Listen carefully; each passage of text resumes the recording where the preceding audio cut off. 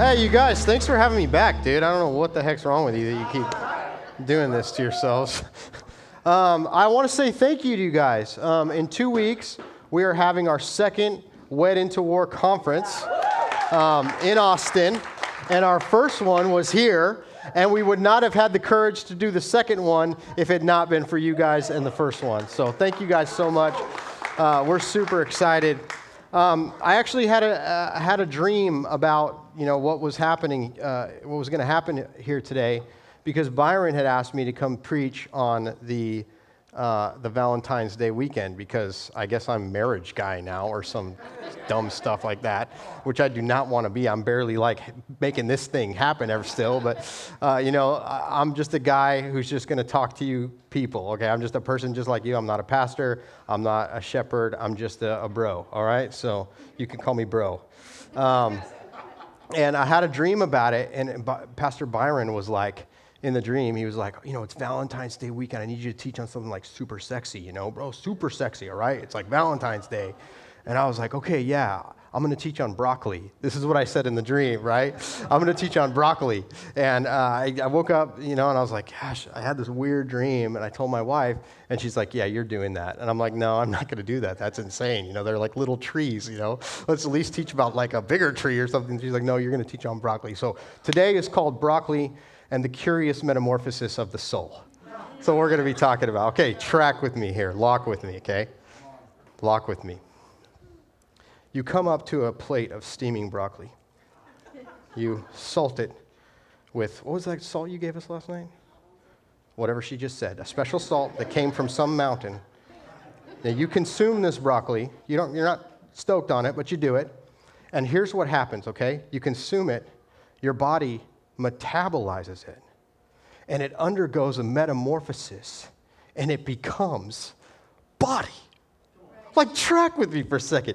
This green, squishy substance, you eat it, your body metabolizes it, it goes through a metamorphosis like a butterfly in a cocoon, it gets all liquid and gooey and strange, and then it comes out as fingernails and hair and growth and human and body. It's like God is inviting us into the story of creation by consuming the things that He gave us, and then it becomes more us. That blows me away. And I've got kids now. Man, they can metabolize some freaking food, dude.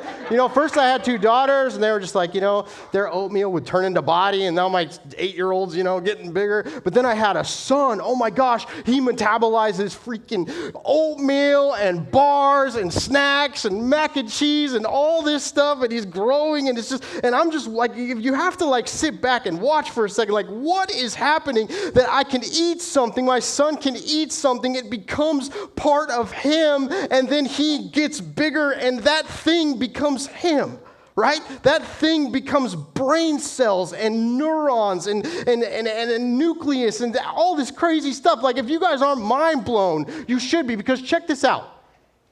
If I were to put rock on your plate and you were to consume rock, would your body be able to metabolize it? Would it go under metamorphosis, and would it become body? No. Right? Some of you guys were like, wait, have I tried this?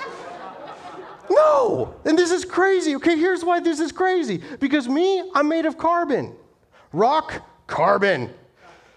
Broccoli, carbon. Eat broccoli, become body. I become one with nature, oneness. I eat rock, I get sick and die. What is happening here on a metaphysical level that I can consume broccoli and it becomes body, but if I consume rock, it becomes sickness and death? I want to understand this. And the key element, right, is water, right?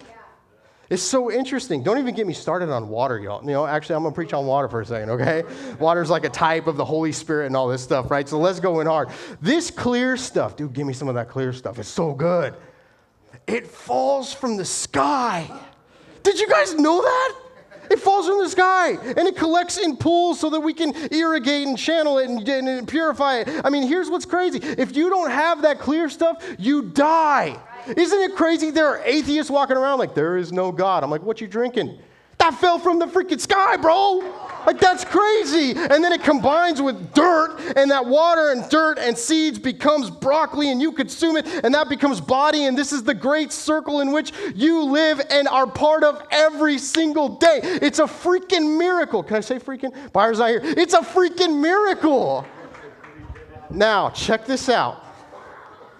In the same way, the body consumes, becomes one, and becomes body, the soul consumes and becomes one and becomes soul. Your soul metabolizes things like love and intimacy, and it metamorphosizes into character and integrity, or brokenness, or anger, or hurt. Now, I just learned anger is a secondary emotion, so I guess maybe not anger, but track with me here. You ever watch Super Size Me back in the day? I'm dating myself a little bit. It was like one of the first documentaries that people actually watched. And this guy, he lives on McDonald's only for 30 days, and he just tracks everything that happens to his body, right? And his body, of course, just goes completely downhill. He's this fit, healthy guy. 30 days later, he's not anymore, right? Because your body, sorry to break this to you, it can't metabolize McDonald's in the same way that it can metabolize broccoli, okay? In the same way, the soul, there are things that it cannot metabolize. There are things that make it sick and make it weak. There are things that it completely has to reject, like rock. I cannot eat rock, okay? My son, he tries. It does not work out very well, especially a couple hours later, okay? So there are things that the body cannot metabolize. There are things that the soul can't metabolize. And as I was thinking through the miracle of just living every single day, this idea popped into my head. What does the soul wish to consume? What does the soul metamorphosize into things like character and integrity and courage? And I thought of this verse, man.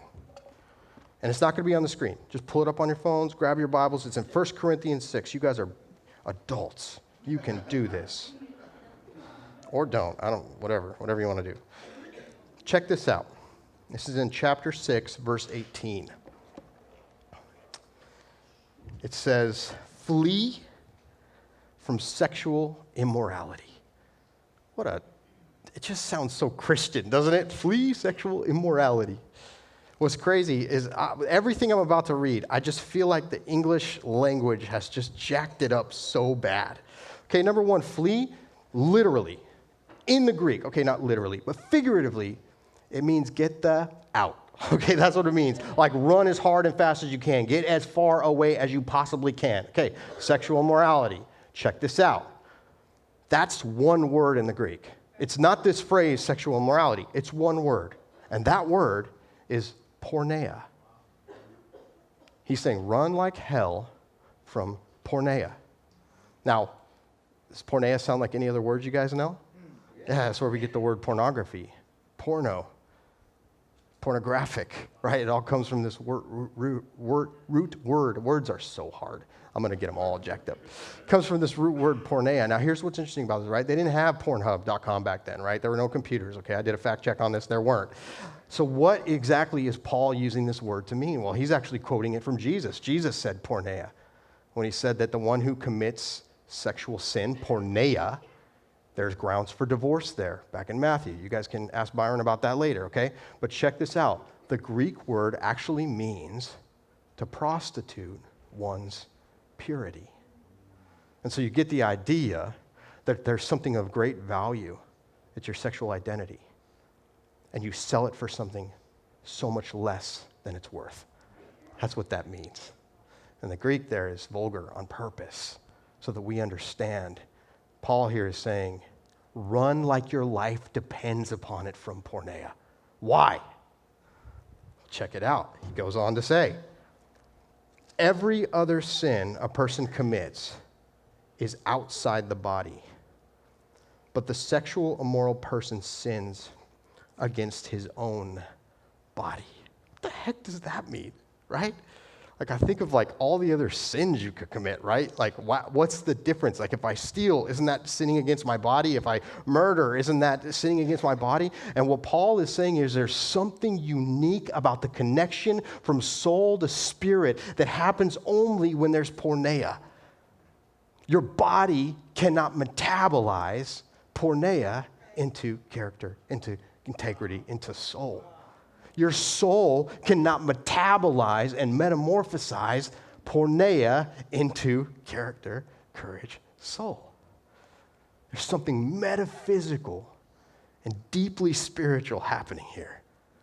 Okay, I want to talk about this word sin real quick, dude. I hate that word so much. I don't hate it, like, I'm not like one of those, like, biblical, we need to stop using the word sin so that people feel comfortable in church. It's not that. I feel like it's so much smaller than what it really is in the Western culture. It's like this nitpicky list of things that we're constantly doing wrong, and we're hearing, I'm a sinner, I need to stop sinning, and I need to stop, lies of omission and lies of commission, and I need to stop my thoughts. I need to bounce my head at the gym, and everyone's walking around like this, And I just think it's so much bigger than that. In fact, the root word, you guys probably know this because Byron's a freaking theologian, but man, the root word is hamartia, right? Which is an archery term. What the heck does archery have to do with anything we're talking about today, man? And I realized here in the Greek specifically, it's hamarteon, which means this. It means to act in a way as if the consequences matter. Very interesting. So if it's archery and actions have consequences, those two ideas together, instead of thinking about this, line that you have to live perfectly, what if we just thought about, am I even looking at the right thing, target? Right. With our sexual identity, what's God trying to do here? And I'm going to make the argument that he's actually trying to build a dynasty, and he's trying to give you destiny, and he's trying to build a lineage through you. And so what are you aiming at? Are you aiming at a casual encounter? Where is that going to take you? What's the consequence of that? Are you aiming at hedonism just for the fun of it? Where's that going to take you? I think what Paul's asking here is, hey, adjust your aim and realize that what you should be looking at is 2, 3, 4 generations into the future, and the decisions you make today about your sexual integrity actually affect into the future. And that is what it means to adjust your aim.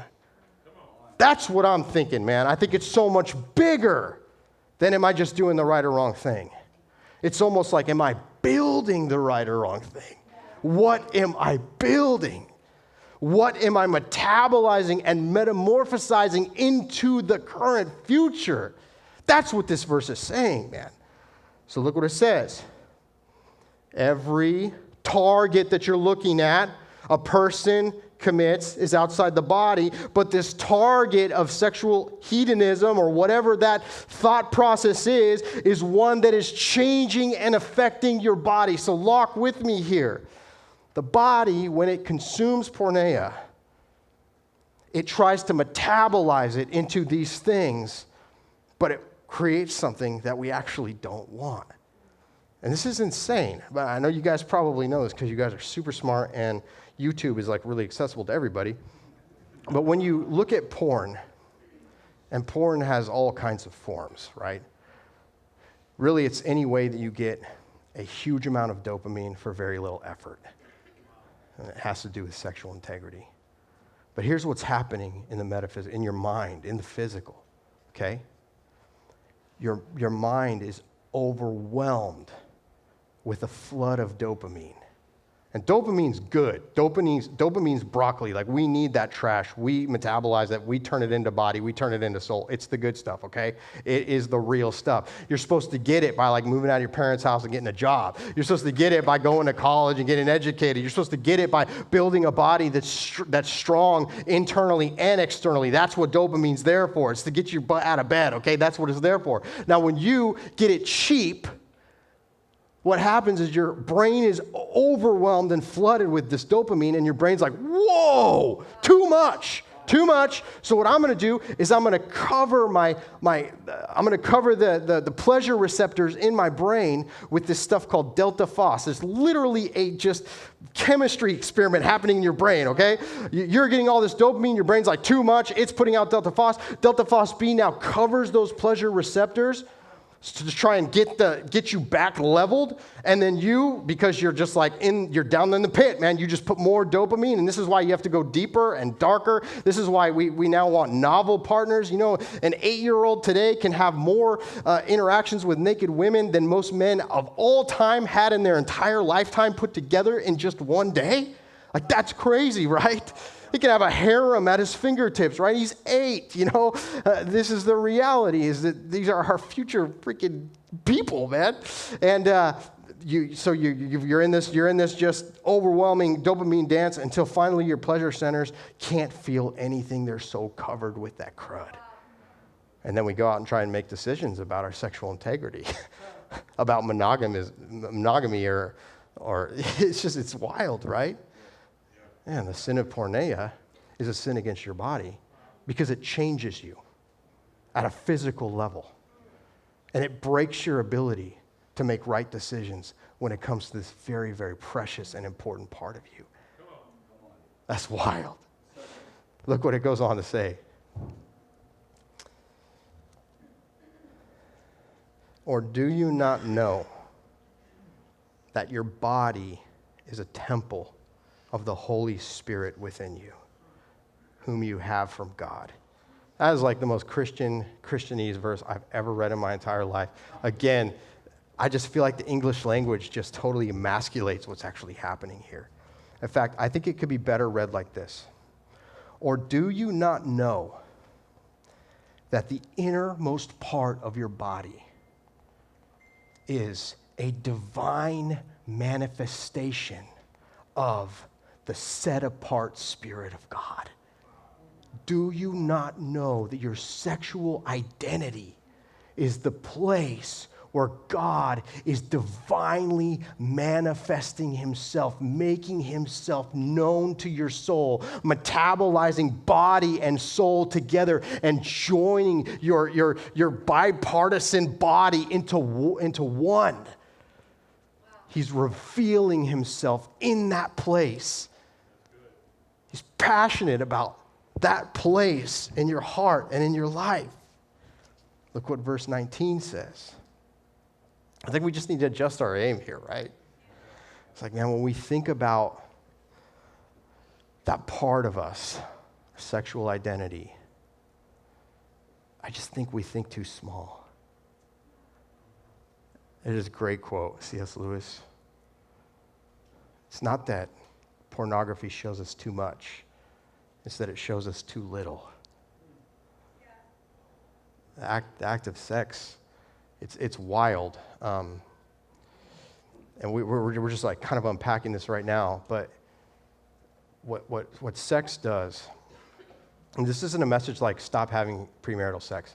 That's not what this message is. If I could say what this message is, it's that may you make so much of sex that it brings heaven to earth. And that you realize that's what it's doing. Well, there's this idea, you can try and have a casual encounter and you can say that it's casual and it doesn't mean anything and you can ghost them and move on to the next conquest, because that's what pornography has silently trained you to do, is move from novel to novel experience. And you can do that all day and you can claim that it doesn't hurt or affect anybody. But the reality is that your soul is opening a door and there's a mingling of souls. And what happens when the soul's door is open is that trauma is ready to see the light of day, your childhood trauma. And when your childhood trauma is ready to see the light of day, and there's not a partner there who has the responsibility or the covenant to walk you through that darkness, then your soul gets eroded to the idea of even healing. Wow. There's a lot of stuff happening that we don't understand What is the soul wishing to metabolize? What is the metamorphosis that's happening on the inside that you don't even know about? And I can tell you, after being married for 13 years and struggling and fighting through pornography addiction myself, that it's only in the marriage that the light of day has been able to expose deep, dark places that I didn't even know existed. Reasons why I think the way I think and I act the way I act are now being exposed to the light of day. And I'm with a partner who's in covenant with me. And she has said, I'm not going anywhere, but I'm not going to let you sit there in your filth. You're going to be the son of God that you were promised to be. And it's time to start metabolizing the real stuff and going after the real stuff so that I can become a man of character and integrity who can adjust my aim and shoot an arrow with all my might into the most distant future that I can imagine, right? And we have to understand how big this is. Look at this. Your body is the divine manifestation of the set-apart spirit. That holy word. We've also kind of robbed that word of its meaning, holy. What does holy mean? It means set apart. It means there's a purpose greater than the one that is norm, okay? Now check this out. It says, you are not your own. This is, of course, a nod to the cross, right? The gospel. Look what it says, for you were bought with a price. Context, sexual identity. Paul says, you were bought with a price. Your sexual identity was bought with a price. Wise man once told me, worth is determined by what somebody is willing to pay. God paid Jesus for your sexual identity. Therefore, is there anything casual about it? Is it valuable? Yes. Does it matter? Yes. I'm going to make the argument why here in a second, but check this out. You were bought with a price, so glorify. There's another one of those churchy words. The Greek here is doxazo, to ascribe worth by recognizing substance. Okay? Recognize the substance of your sexual identity. It was bought with a price. What price? Jesus. And therefore use it to bring value back to God. Okay? Now think of Hebrews 13. It says, let the marriage bed be undefiled, and let the marriage be held in honor among all. So interesting. There's a part of the marriage bed. It's secret, it's hidden, it's holy, set apart, valuable, hidden. Lots of stuff I'm not going to talk to you about here, right? But the marriage needs to be held in honor. These two are a handshake. When the marriage bed is defiled with porneia, when it's defiled with brokenness and shame and lies, man, is the marriage held in honor above all for all to see? No. Is that what we're experiencing today in a marriage eroded context? Yes. I mean, I'm not surprised when the divorce rate is 50% in the church, depending on what statistics you read on Facebook. When the divorce rate post-COVID outside of the church is pushing 62%. Am I surprised? No, because the marriage bed's defiled. And this is what God said would happen. And so a reclaiming of the marriage being held in honor is going to be a reclaiming of the purity of the marriage bed. Yeah? It's just science, So crazy. This is all in this 2,000-year-old document, by the way. So glorify God in your body. And there's another thing in the English I just don't like here. It actually says in the Hebrew, so glorify God in your body, spirit. You understand that through sexual union, body and spirit become one. Body and spirit metabolize into other. That's amazing. I want to talk for a second, okay? I've been kind of journeying into podcast book land about all this because I'm really curious about what sexual identity has to do with heaven. And that journey has taken me down some really weird paths, and I kind of want to just kind of like slobber all over this for a second to see if you guys get anything out of it, all right? Sorry, that was too graphic. But it really does set the tone for where we're going. So, okay, check this out. This guy named Rob Henderson wrote this book called Luxury Beliefs. And the premise or the thesis of this book is this, that the affluent, the wealthy, they talk about these ideologies.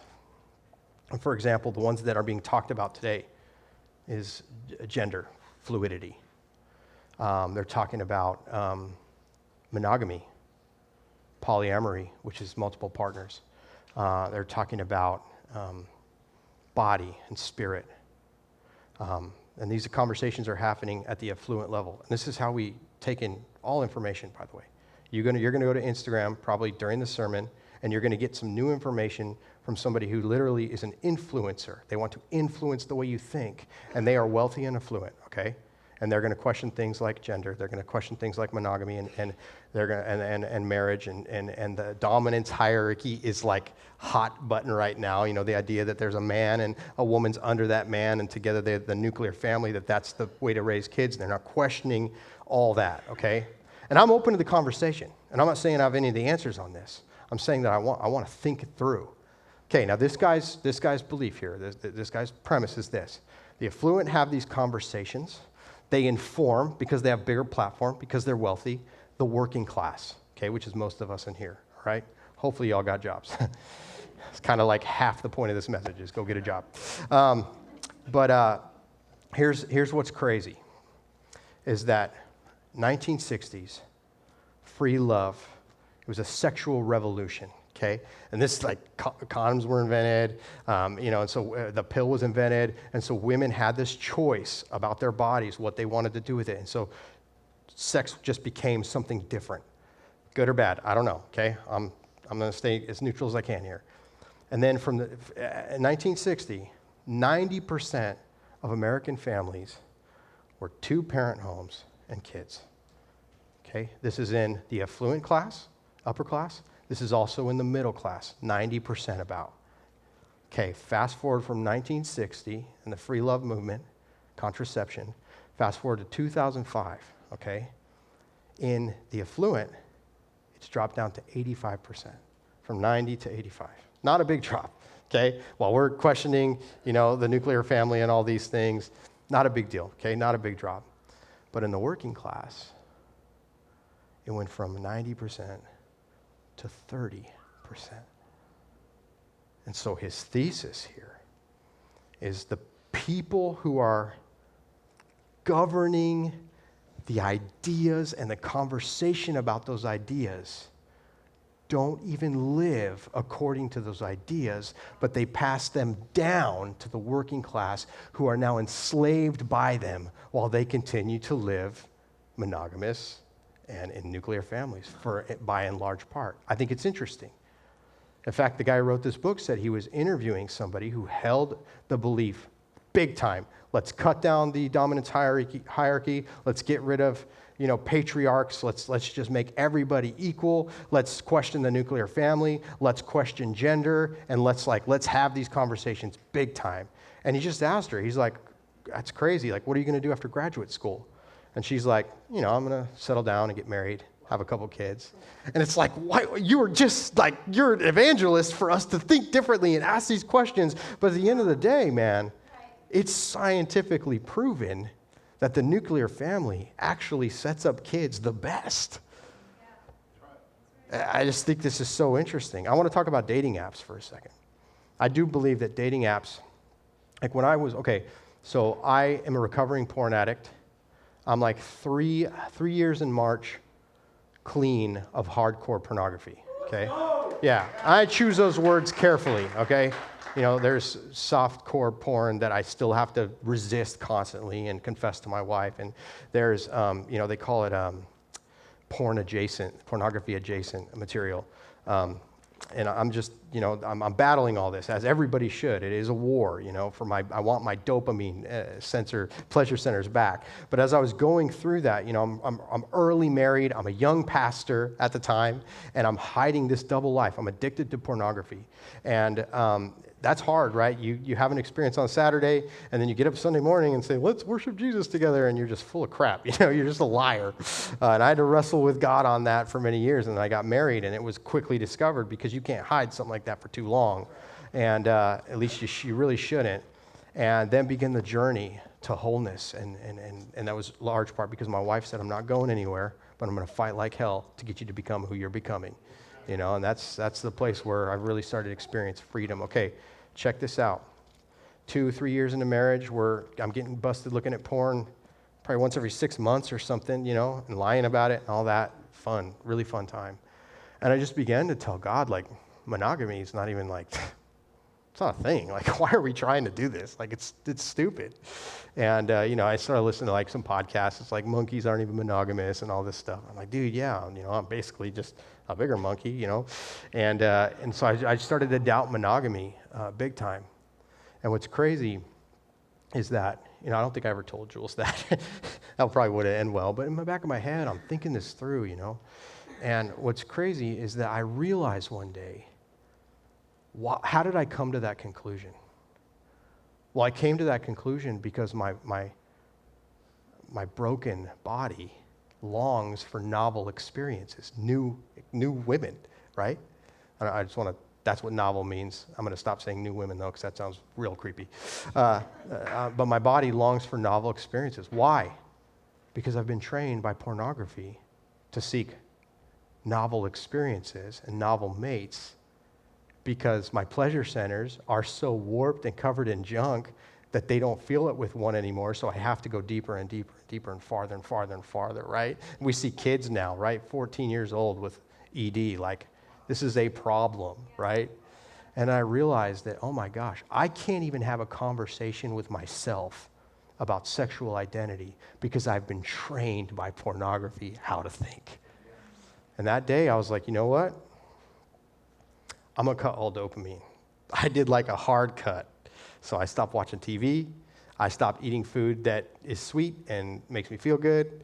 I stopped looking at porn.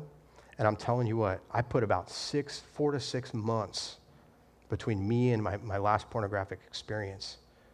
And my heart longed for monogamy. My heart longed for my wife, for true, naked and unashamed oneness. And I realized I had been lied to. I've been lied to. This is my perspective. You don't have to agree with it. Okay, let's talk about some dating apps real quick. Now, this is crazy. So Rob Henderson got together with a guy named Robert Putman, Dr. Robert Putman. And they did this study. They started at MIT, okay? MIT has more men than women. Keep that in mind. That'll be important in a second. And they did this study where they started a Tinder profile, and they made their sphere the MIT campus, which is mostly affluent, wealthy, young women, right? And what they found is that at this campus, there was more men than women. Women on their profile, 1 out of 2, were looking for something casual, something quick. What's interesting about this is they took that same sphere and this is between the ages of 18 and 23, by the way. They took that same sphere and they just adjusted it to 5 miles outside the campus.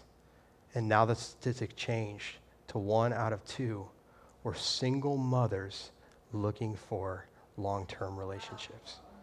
And it's almost as if the decisions of the former become the promised future of the latter. And I just want to ask a question. What are these apps training us to do? What are these apps, what kind of questions are they asking our sexual integrity? What is our soul metabolizing out of these situations? Okay, now check this out. I'm not even done. So this got their wheels turning. So what they did is they found a college, same demographic. They found a college that was more women than men. Okay, now understand what's happening here. At a college that's more women than men, the women have to compete with each other to get guys. Okay, understand that. A college that's more men than women, the men have to compete with each other because there's a smaller pool of girls. Now, here's what's so wild. At the campus where there was more women who had to compete, women, 1 out of 2 were putting on their profile, open to casual encounters. I just want to hook up. Free sex, okay? That's what it was, because that's what men are looking for on Tinder there. Now, the college that has more men than women, and the men have to compete, Guess what 1 out of 2 profiles said? It said, actually it was more than 1 out of 2, it was 75%. It said, I want a long-term relationship. I want something that will last. I want somebody to have adventures with into my old age. And it's this realization that your sexual identity actually changes the landscape of where you are. That's wild. You have the power to change your college, your community, your city, your nation with just how you aim this one aspect of your life. And it's crazy to me that when men have to compete, they grow up. Isn't that insane?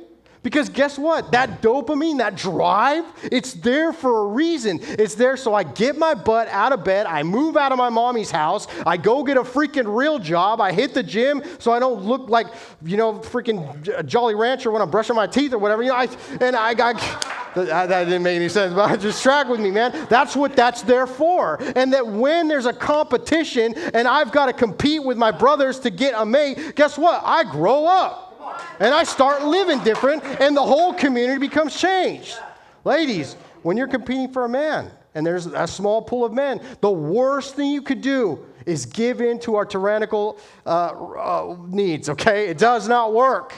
Those needs are meant to be satiated within the covenant, and we will work to get to the covenant as long as it takes that work. Understand that. Do not settle. Don't settle, because you can change the landscape of your city just by saying, I'm waiting for a man. I ain't going to deal with these boys. What kind of power do we have? Man, there is such a darker reality, too, here. Dating apps, Jordan Peterson said this. I jotted down, mine went insane. Dating apps are a training ground for what? For monogamy? No. Do you think dating apps want you to find the one? No, because then you don't need them anymore, right? So no, that's not the goal of the dating app. They actually want you hooked on there forever, going from encounter to encounter, relationship to relationship, so that you give their company profit, okay? It's a training ground for prolonged adolescence and ultimately the dark triad, which I'm going to talk to you guys about what the dark triad is in a second. They create hyper-successful, predatory males. That is the point. Who do you think the target audience of dating apps is? Young men. In fact, they have bots on dating apps with model profile pictures. And the whole job of the bot is to grab a 16-year-old kid, an 18-year-old kid, and engage them in a conversation, and they get some dopamine. Because, man, it is porneia if you hit up any of those dating apps. That's what it is. It's pornography. It's just it's a little slower dopamine drip, okay? So you grab that guy.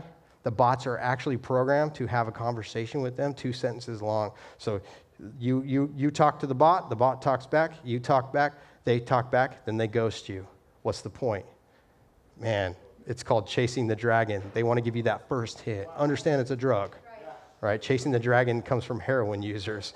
You get that first hit for free, and then you're hooked for life. That's the goal of the dating app, okay? From my perspective. Do with that what you want, okay? It creates hyper-successful predatory males. Understand that it's a small population, small percentage of dating app users are able to turn this into a consistent casual encounter, hookup mentality, okay? It's not every dude can pull that off, okay? You have to have certain genetic features. Now, what's interesting is the ones who are able to pull it off, these are the people who will eventually be our future leaders. They have charisma, they have good looks, they usually have a way to generate wealth quickly, and they like to celebrate all the partners they can collect to themselves, okay? That's wild, right? So these are going to be the people that eventually lead us. The dating apps, they eliminate rejection and course correction, and therefore character development. It's so important for guys to be rejected. Okay, and I know I'm talking like men are pursuing women, and I still think, that that's a good thing. Ruth and Boaz, though, you can make an argument for whatever, but here's the deal. Rejection is so important because when you go after a mate and you're rejected, you have to look at yourself and be like, what did I do wrong? Why am I an idiot? And then you course correct and you grow up and you get character and integrity, right? And then you go out there and you try again, and it builds resilience and courage. Because why? Because we have a real enemy, and we need those qualities for that. But when you have a dating app, man, you just swipe right, swipe right, swipe right. I have 2,000 matches to choose from. I can just try and pull that off maybe with 1% success rate. That 1% success rate now gives me this courage that isn't real. It's liquid courage. And then I just go and I'm casually encountering these people. And if you reject me, it's fine. I'm just going to move on to the next target. There's no social, anything put on me, and I can just continue this bad behavior and never grow up. It prolongs adolescence, right? It determines directly the personal growth of humans.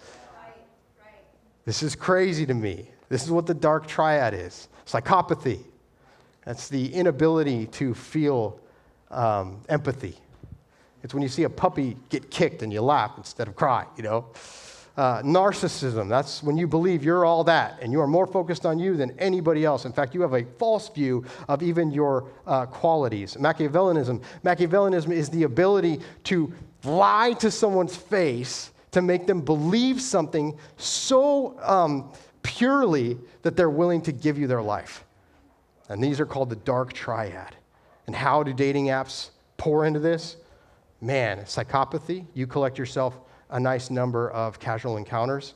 You ghost them. That's the new way to break up, by the way. That's just how you break up. You just stop talking to them. No closure. No, here's what you could have done wrong. Here's ways you could have grown. Nope, you ghost them. I got what I needed out of you. You move on to the next conquest. Someone's left heartbroken, you don't care about that. You build up enough of that, you stop caring about anything. How does it build narcissism? You're only focused on yourself. You start to collect some maybe success in this realm, and then all of a sudden you think you're all that, and the fact of the matter is you're just actually stealing from people's souls, in my opinion.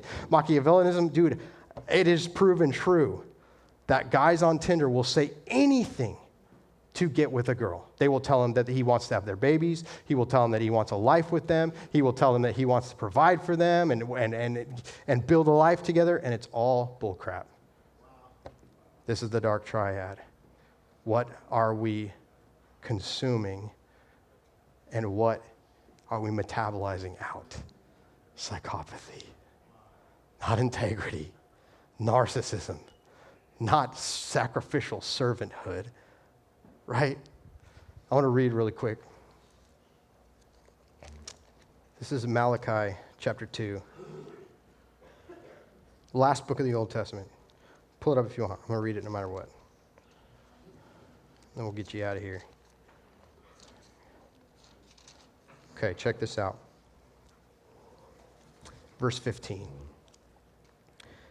Did he not make them one? That word in the Hebrew is echad. It's the same word that God used in Genesis when he said, the two shall become one flesh. And they were both naked and without shame. It's also the same word from Deuteronomy where it says, the Lord our God is one, a compound unity. Did he not make them one with a portion of the Spirit in their union? There's that idea again. Spirit and body and spirit. A joining of the nucleus of who you are, the center of who you are. Also, the Spirit wasn't poured out to when? Pentecost. But marriage in the Old Testament, 400 years before there's even an utterance of a Savior, at least. And we have what? The Spirit given it in a special encounter, and it's the sexual union between husband and wife. Very interesting. And what was the one God seeking? Again, the English here just jacks this up. I love what the Hebrew says literally. It says, so what does the one who hates divorce, the Lord God Almighty, want? That's what's in the Hebrew. Why did we take that out? I don't know. He says, I am the one who hates divorce. He says this, godly offspring. Wow. When he joins you to your spouse, he's pointing your arrow at legacy. That's what he's doing. He's adjusting your arrow to start thinking 3, 4, 5 generations down the pipeline. He's the God who holds the future and knits our broken past that the future might be heaven on earth. How is he going to do it? He's going to have godly babies who have godly babies who have godly babies until the reality of heaven is realized completely on earth. He's adjusting your aim. He's bringing it back to center. He's adjusting your aim. He's trying to get your mind off of hedonism. He's trying to get your mind off of casual. There's nothing casual about what has been bought with the price, Jesus. He's adjusting your aim back on target. Look what it says. Look what he goes on to say here. He says, so guard yourselves. Take up arms. Pick up a shield. Understand, you need to put some attention in this place. Guard that nucleus of your soul and body. Guard yourselves in your spirit, and let none of you be faithless to the wife of your youth. Guard that covenant that has come and you've made or is yet to come. Guard it in your spirit. Protect it. Understand its value, that it is that will bring doxology to God. Like, what the heck? Look what it says. For the man who does not love his wife but divorces her, says the Lord, the God of Israel, covers his garment with violence. That's a weird thing to say, right? And what the writer there is saying is that your lineage is before God's eyes. He sees start to finish. He sees into the future. He sees the reality of heaven coming to earth. And he looks at that and he says that break in the chain opens up for the enemy's attacks of violence to where he has to cut it off and start afresh. Man, what does the Spirit want to metabolize? Courage, strength, loyalty, staying power, because out of that heaven comes to earth. Listen. I know for a lot of you, this is a place of deep brokenness. I know for a lot of you, man, the enemy is even whispering in your ear, it's too late, Steve. You've already given this up. You've already lost it. Listen. This is the heart of Jesus, okay? Listen. I think of the woman who was caught in the act of porneia, okay? She's thrown half clothed at Jesus' feet. And all the pastors of the day came out and said, the law of Moses says we have to stone her. She has to be killed for what she's been caught doing.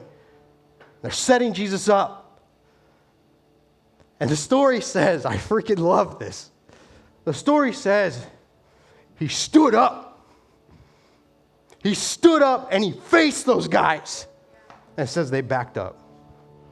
Oh, God, what's going on? And I just realized, man, Jesus stands guard over your sexual identity. He stands up to anybody who would bring an accusation. He stands up and everyone backs off. And he gets down and he writes in the sand. I don't know what he was writing. I don't know if it was the sin of each guy, and they drop their stone and walk away. I don't know if he was just saying, dude, you guys aren't worth my time. I'm going to draw some stick figures in the sand right now. I don't know what it was. But I know this. Each accuser dropped their rock and they turned away and they walked away. And when nobody was left but Jesus and that woman, did he turn and grab a stone as the only one who had a right to fulfill that Mosaic law? Did he finish the job? No. Man, he turned to her and he looked her dead in the eye and he said, adjust your aim. Adjust your aim. This thing you've been selling for nothing, I'm paying for it with my body. I'm paying for it with my blood, and it is of the utmost value. And through it, if you could only see that heaven comes to earth, if you just adjust your aim,